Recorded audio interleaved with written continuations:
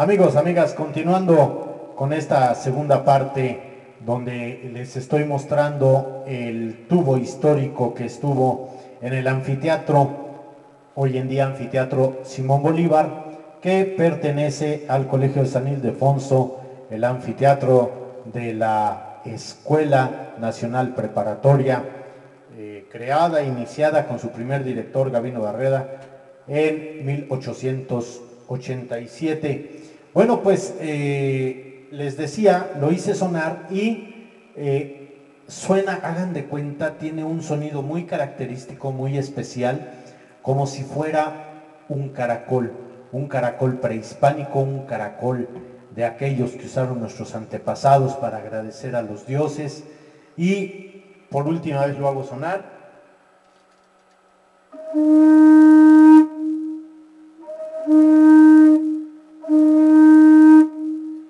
Y bueno, obviamente sí se necesita bastante aire para poderlo hacer sonar. Entonces quiere decir que la regulación en el fuelle y en el somier cuando abría el organista tocando la tecla, abría la válvula. Bueno, pues obviamente era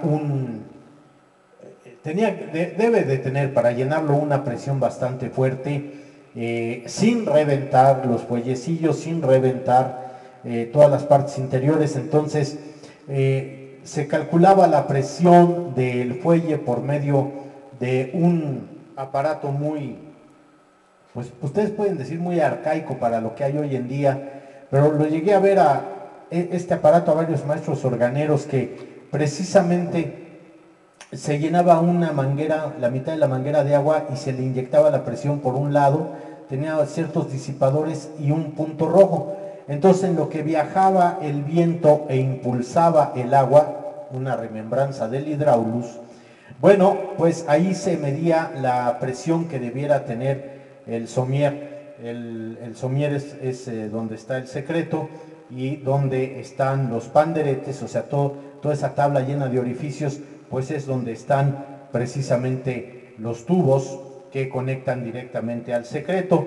En el secreto es donde se va a tener precisamente el viento ahí ajustado. Y miren, les quiero presentar este otro bebé, esta chulada de tubo. Es un tubo, parece ser, sí es de la familia de los del principal, pero también puede ser de la familia de los de diapasón. ¿Se acuerdan que en un programa pasado les había dicho que que el tubo de diapasón, los tubos era un juego de 3 por cada nota y uno de ellos era disonante para que hiciera un pequeño tremolado? Ustedes dirán, vaya, ¿qué tubo tan grande? ¿Cuánto mide en pies? Bueno, el hecho es que si ustedes se fijan, en la parte de aquí está la soldadura, aquí está la boca. El pie del tubo es porque así viene precisamente de mayor a menor lo de la familia de los tubos, pero si se fijan aquí donde está la carita, la gota, donde está la boca, del labio inferior hacia arriba del tubo es lo que se va a medir. Entonces es un tubo. El pie, bueno, pues repito, tiene que ver con lo del viento. Aquí está el pie de tubo, el orificio. Y bueno, si ustedes alcanzan a ver, vean el jaspeado que tiene el metal. Bueno, pues está hablando de la aleación de plomo y estaño, y que predomina un poquito más el estaño, por eso se ve así jaspeado el tubo. Un tubo de manufactura pues bastante buena. Recuerden que para ver una buena manufactura de un tubo hay que ver la soldadura, cómo fue cerrado. Y bueno, pues este es un tubo que un amigo allá en Morelia, Cedric de León, me lo obsequió.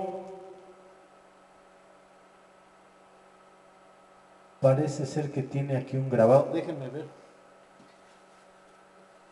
porque son ya no letras muy pequeñas. Parece ser que tiene un grabado que dice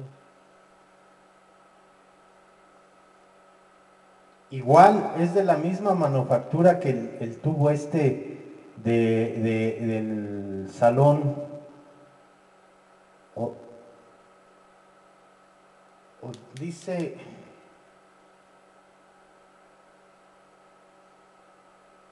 es una G, que quiere decir que es un sol, un tubito de sol, pero al parecer es un sol bemol, está con letra de golpe, no, GH, GH, puede ser la firma del grabador, G es sol sí, GH, es la firma del grabador, este dice GH, GO, el tubo de madera, y este dice GH. Muy seguramente este tubo también es alemán. Sí, y se alcanza a ver. Qué impresionante, es todo un arte lo de la organería. Y bueno, luego hay cosas que escapan por muy buena vista que tengas, pues escapan a la vista común. ¿Por qué? Bueno, pues porque de alguna manera son signos, son distintivos. Les decía que don Eugenio Latapí, cuando fuimos a ver el órgano de Zumpango, repito, creo que él tenía esa conexión extrasensorial con su padre, con su papá, don Rafael, con el padre Cornejo. Y aquella vez en Zumpango, se me había pasado comentarles esto, nos quedamos viendo la fachada del órgano, y siempre por lo regular en la fachada de un órgano barroco va a tener unas tablas arriba de la consola, entre la consola y todo lo que es la tubería de fachada, unos tabloncillos ahí muy bonitos, con alguna moldura, una cosa así, y entonces los que tenían moldura dice, quiten esas tapas. Y ahí nos tienen ahí quitándolas sin dañar, la quitamos, y precisamente porque me dice el padre Cornejo que atrás de las tapas hay algo escrito. Y nunca había visto el maestro Latapí, don Eugenio, nunca había visto el órgano de ahí de Zumpango. Y dice que le dijeron, y quitamos las tapas, las dos tapas, y sí, efectivamente estaba la firma, estaba el sello del organero de aquella época, del siglo XVIII, donde precisamente decía cómo lo había hecho, cuándo se inauguró, quién lo había bendecido, con una letra muy goticoide, con tipo de manguillo, una cosa así. Entonces, pues bueno, repito, yo no dudo tampoco que si el maestro nunca lo había visto y le indica a alguien que atrás de esas tapas, yo jamás en toda mi vida de organista y de estudiante del órgano y de la organografía, hasta mucho tiempo después, cuando veo los manuales de Merklin, el Don B2 y todos aquellos, manuales, el español y el francés de organería, pues sé que ahí es donde ponen el sello, o dejan alguna placa adentro en el secreto, o dejan algún escrito por ahí enrollado, porque sí se tiene que datar y se tiene que dar fe de lo que es. Pero en este aspecto, pues, don Eugenio nos dijo, quiten esas tapas, y sí, efectivamente ahí estaban. No sé si alcancen a ver, amigos, amigas, aquí está la boca, y aquí arriba están esas letras por golpe, muy sencillo, pero es letra de golpe. Y lo voy a hacer sonar. Ya, por lo pequeñito del tubo, recuerden que un tubo como el que vimos, entre más grande y más grueso, más grave. Un tubo entre más pequeño y más delgado, más agudo. Escuchen.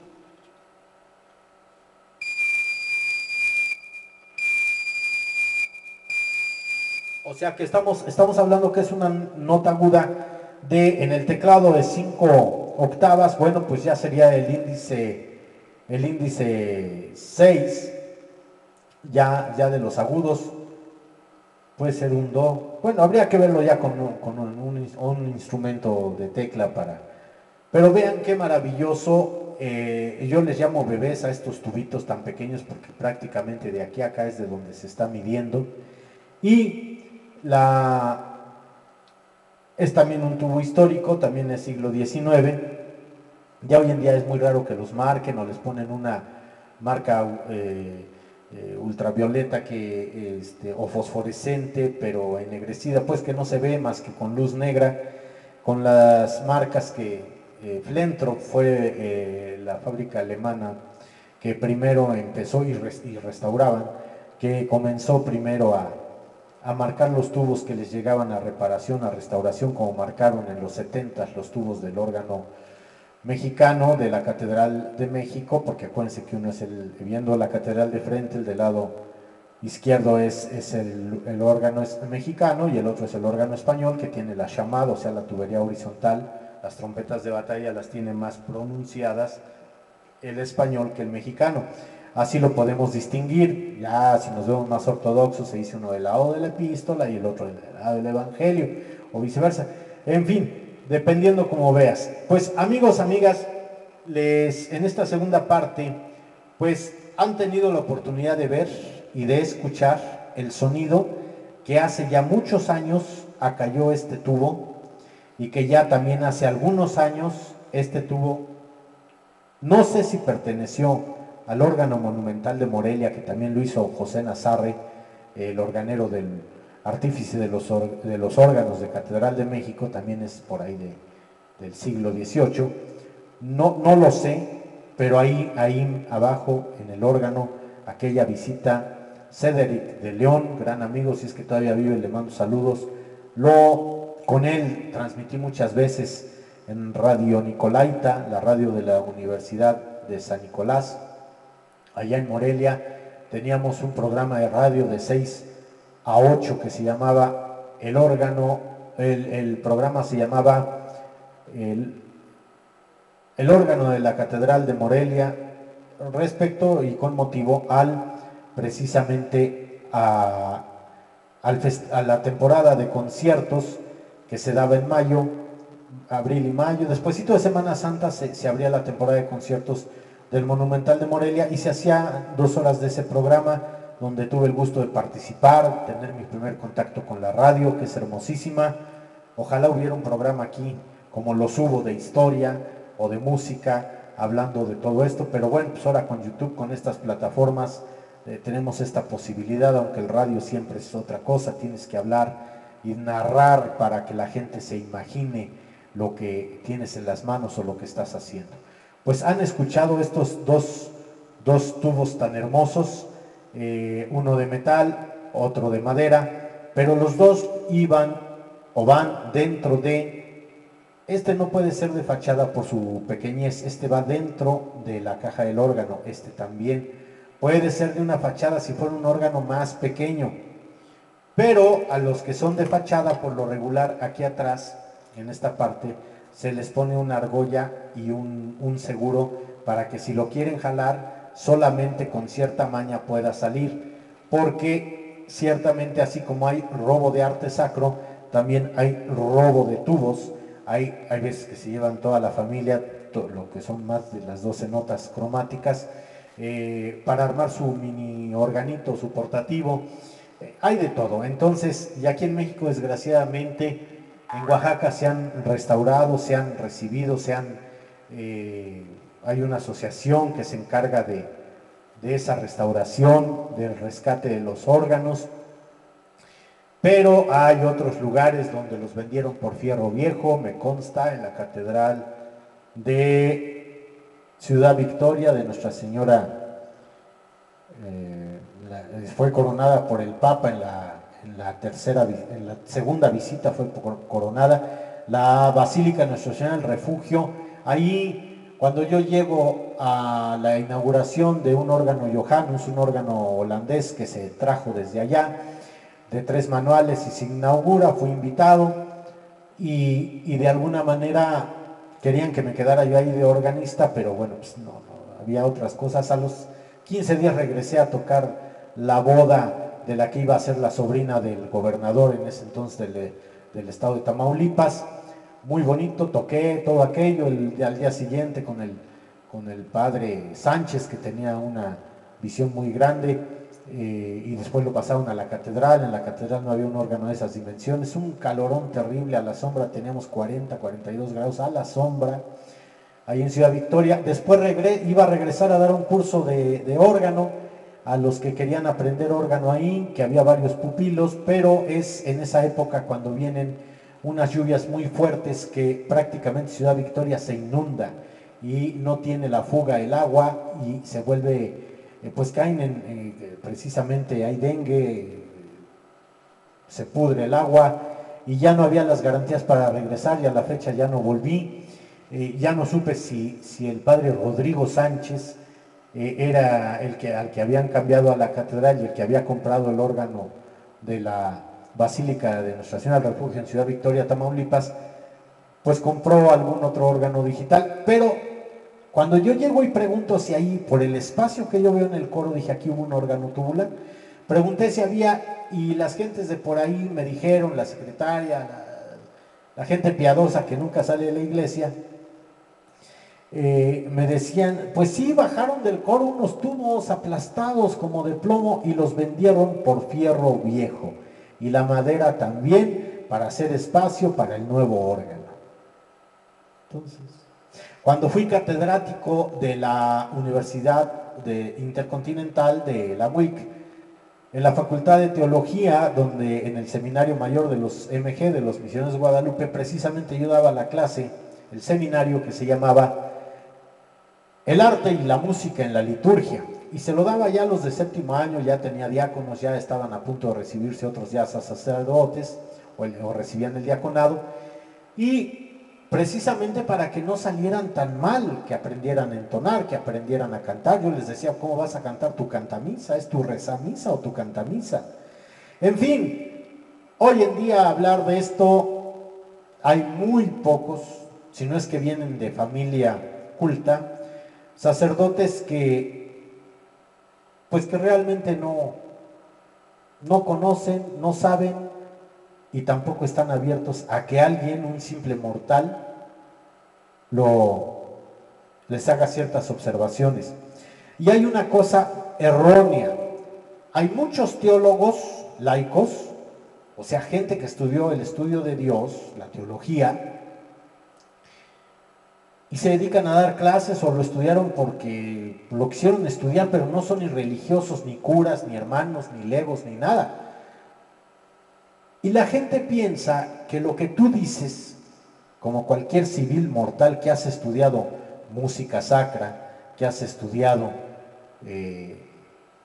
para servir a tu iglesia, porque una vez que estudias para la iglesia o algo religioso, servías en ella misma y podías percibir de ello. Por eso muchos títulos pues no son reconocidos, algunos por la SEP, por lo mismo, porque decía la iglesia, ¿para qué nos damos de alta ante la SEP nuestros títulos, y títulos hasta de doctorado, si nosotros empleamos a la misma gente? Bueno, pues se quedó muy en claro hoy en la pandemia cómo la Iglesia Católica cerró, mexicana, ¿verdad? Aquí en nuestra ciudad cerró y se desentendió del jardinero, se desentendió de los cocineras, se desentendió sobre todo de los organistas, que a muchos de ellos era su única entrada para mantener a su familia, mantenerse ellos mismos, precisamente el tocar la Sagrada Misa, los oficios, y se desentendieron. Muchos ya se dedicaron a otra cosa, y ahora que ha bajado o está bajando la pandemia, que estamos en verde, pues nadie quiere tocar. Ya muchos de verdad si no se supo explicar, fue una ofensa, y hay muchos organistas ofendidos. Ya en otro programa les hablaré de algún detalle más sobre un canto litúrgico. Pero bueno, por vía de mientras, han escuchado, lo hago sonar por última vez, el órgano histórico del Anfiteatro Simón Bolívar y el órgano histórico de la Catedral de Morelia.